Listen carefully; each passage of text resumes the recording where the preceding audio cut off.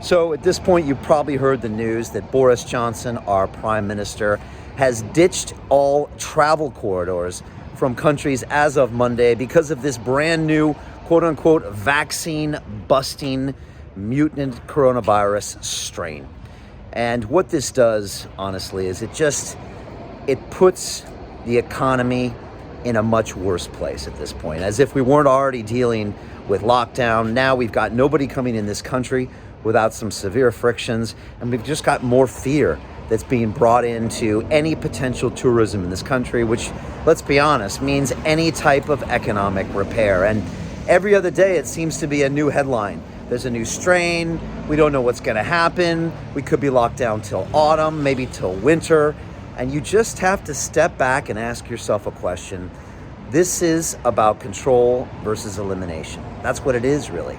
And are we really going to eliminate this virus? Is it really practical to keep everyone away from this strain or that strain? And I just think it's not. And I would think you probably agree with me. I think we have to find a way of living with this virus and finding a way just to coexist with it, assuming that strains are going to come and it's going to keep spreading and you're not going to be able to isolate people. I just think it's the wrong type of thinking, and I think we're all feeling that as well. And if we don't do this, I feel like we're going to keep getting these knee-jerk reactions, these lockdowns upon lockdowns upon lockdowns when they see a figure go up here or a figure go up here, banning travel, banning this and banning that, until we finally take a step back and say, okay, guess what?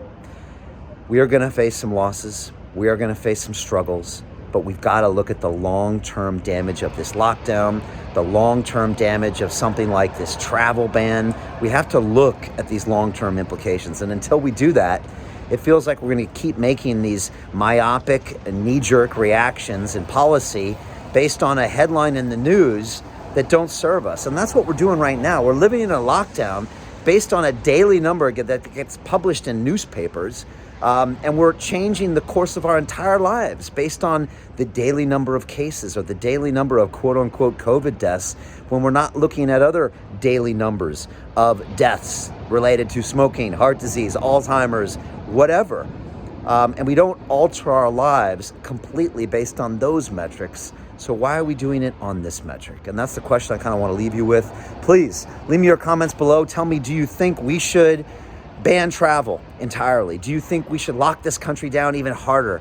Do you think we should stay locked in our homes with our children not being able to go to school, with us not being able to go to the gyms, with us not being able to make a living for the rest of the year? Could that even ever justify some metric of people that are dying from COVID? It's a question we have to ask ourselves. It's a hard question. It's a very hard question, but I think we need to come up with some more creative answers than lock it down, and lock it down. So leave me your comments below. I want to get your thoughts. Share this with someone who might need it, and I will talk to you on the next piece.